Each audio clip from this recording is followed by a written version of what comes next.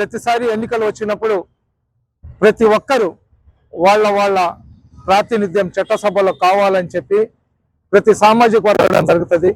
అడిగిన తర్వాత మనం కోరుకొని కోరిక కానీ న్యాయబద్ధంగా కానీ ఉంటే పాలకులు నాయకులు మనకు అవకాశం కల్పిస్తారు.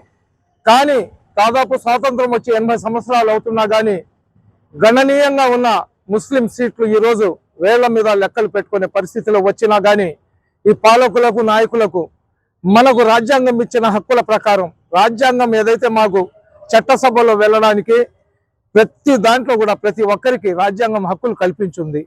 ఆ రాజ్యాంగం మాకు ఇచ్చిన హక్కుల ప్రకారం మాకు చట్టసభలో అవకాశం ఇమ్మంటే ఏదో ఒక కుంటి సాగు చెప్పి మైనార్టీలను విస్మరించడం ఈ పాలకులకు ఈ నాయకులకు అలవాటు అయిపోయింది. మనం గత ఎమ్మెల్యే ఎలక్షన్లు ఎంపీ ఎలక్షన్లు జరిగినప్పుడు ప్రతి ఒక్కరు కూడా 2 రాజకీయ పార్టీలకి సపోర్ట్ చేసినారు. ఒకటి వైఎస్ఆర్సీపీ, రెండవది తెలుగుదేశం పార్టీ.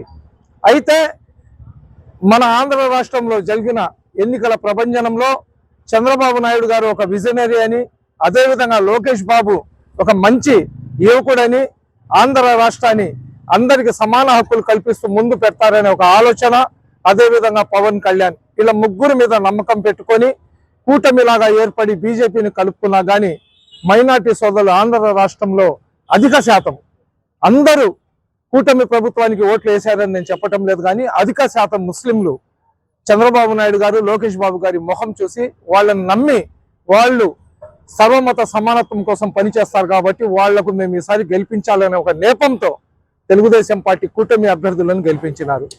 అదేవిధంగా ఎన్నికలు అయిపోయిన తర్వాత మన నెల్లూరు జిల్లా నుంచి యాదవ సామాజిక వర్గానికి ఏదైతే బీసీలో యాదవులు ఎవరైతే ఉన్నారో యాదవ సామాజిక వర్గానికి చెందిన మన బీద మస్తాన్ రావు యాదవ్ గారికి, అదేవిధంగా బీద రవిచంద్ర యాదవ్ గారికి ఒకతనికి రాజ్యసభ ఇచ్చారు, ఒకతనికి ఎమ్మెల్సీ ఇచ్చారు.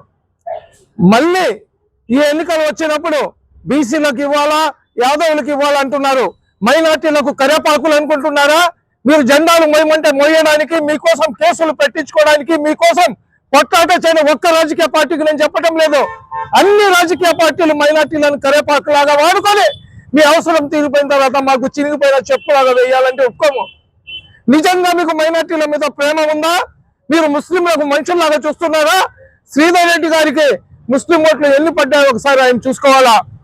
మంత్రి నారాయణ గారు సిటీ కాన్స్టిట్యున్సీలో ముస్లిం అభ్యర్థి నిలబడినా కానీ ముస్లింలు మీకు ఎక్కువ ఓట్లు వేశారు. అదేవిధంగా వేమిరెడ్డి ప్రభాకర్ రెడ్డి గారు మైనార్టీలకు సీట్ ఇవ్వలేదు కాబట్టి వైఎస్ఆర్సీపీ పార్టీకి వదిలేసి వచ్చారు. అతను ముస్లిం వ్యతిరేకి. వేమిరెడ్డి ప్రభాకర్ రెడ్డికి ఓట్లు వేయవద్దని ముస్లింలు ప్రచారం చేసినా కానీ ప్రభాకర్ రెడ్డి గారు ఒక మంచి ధార్మికవేత్త. అదేవిధంగా తెలుగుదేశం పార్టీలో కానీ ఉంటే అందరికి సమన్వయం జరుగుతుందనే ఒక ముందు చూపు ఆలోచనతో ప్రభాకర్ రెడ్డి గారు కూడా మేము గెలిపించినాం. ఈరోజు మీడియాలో రకరకాలుగా వస్తున్నాయి.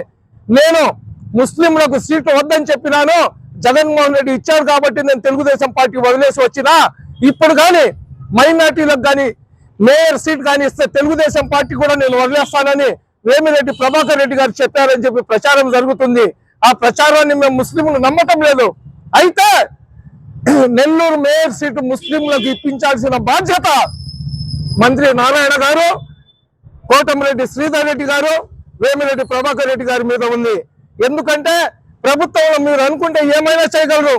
రేపు ముస్లింలకు రాకూడదని ఎస్సీ ఎస్టీ రిజర్వేషన్ కూడా చేసేస్తారేమో. మీరు అలాగా చేశారనుకోండి హైకోర్టు దాకా లాగాల్సిన పరిస్థితి వస్తుంది. మేమేం చెప్తున్నాం, మీకు ఓట్లు వేసినాం, మీకు జిందాబాద్లు కొట్టినాం, రకరకాలుగా మీకు పనులు చేసినాం, అన్ని రకాలుగా మీకు సహకరిస్తే ఈరోజు మైనార్టీలకు ఇవ్వమంటే ఎందుకు మీరు ఏదో చెప్తారు కదా ఆ విధంగా మౌనం వహిస్తున్నారు? మాకు అర్థం కావటం లేదు. దయచేసి మనం మీకు పార్టీ కోసం పనిచేసినాం, మేము మీకోసం కేసులు పెట్టించుకున్నాం, మేము మీ పార్టీని బ్రతికించడానికి అన్ని రాజకీయ పార్టీలు ఉన్న కార్యకర్తలు ముస్లింలు ఎటువంటి స్వార్థం లేకుండా చేస్తారు. కొంతమంది అయితే ఏదో పిచ్చి మాటలు మాట్లాడుతున్నారంట.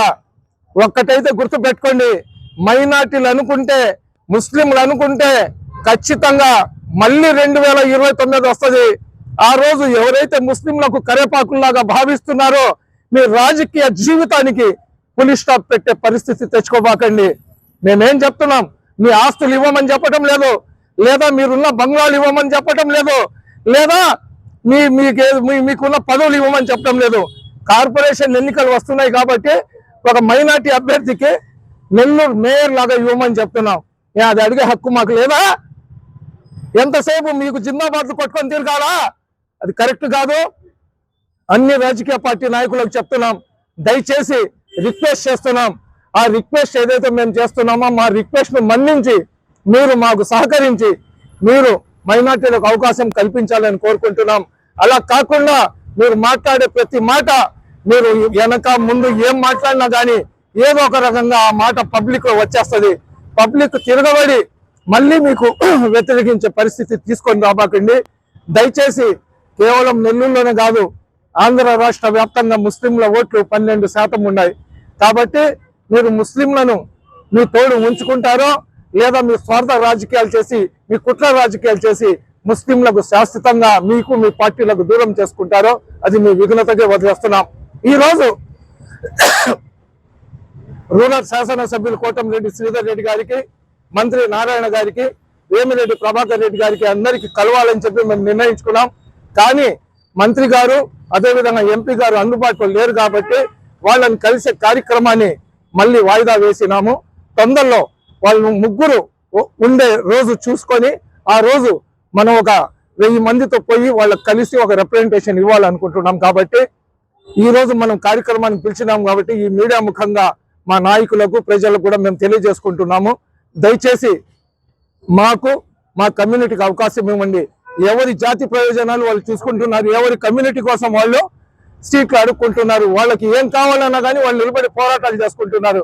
కానీ ముస్లింలు అడిగితే మటుకు ఎందుకు వీళ్లకు చెమటలు పడుతున్నాయో బాధపడుతుందో నాకు అర్థం కావటం లేదు. దయచేసి మా విన్నపాన్ని మన్నించి మైనార్టీ అభ్యర్థికి నెల్లూరు మేయర్ స్థానం ఇవ్వాలని చెప్పి కోరుకుంటున్నాం. అస్సలాము అలైకుం. ప్రమాణ స్వీకారోత్సవం ప్రతిష్టాత్మకమైన కోవూరు వ్యవసాయ మార్కెట్ కమిటీ ప్రమాణ స్వీకారోత్సవం నెల్లూరు పార్లమెంటు సభ్యులు దానశీలి నిగర్వి శ్రీ వేమిరెడ్డి ప్రభాకర్ రెడ్డి గారి ఆశీస్సులతో కోవూరు నియోజకవర్గం అభివృద్ధి ప్రదాత శ్రీమతి వేమిరెడ్డి ప్రశాంతిరెడ్డి గారి సహకారంతో కోవూరు వ్యవసాయ మార్కెట్ కమిటీ చైర్మన్ గా ఆదివారం సాయంత్రం కోవూరు వ్యవసాయ మార్కెట్ యార్డ్ లో నా ప్రమాణ స్వీకారం జరుగును. నియోజకవర్గంలోని రైతులు, టీడీపీ కార్యకర్తలు, జనసేన, బీజేపీ కార్యకర్తలు హాజరై నా ప్రమాణ స్వీకారోత్సవాన్ని విజయవంతం చేయాల్సిందిగా ప్రార్థన. ఇట్లు బెజవాడ వంశీకృష్ణారెడ్డి, కోవూరు వ్యవసాయ అగ్రికల్చర్ మార్కెట్ కమిటీ చైర్మన్.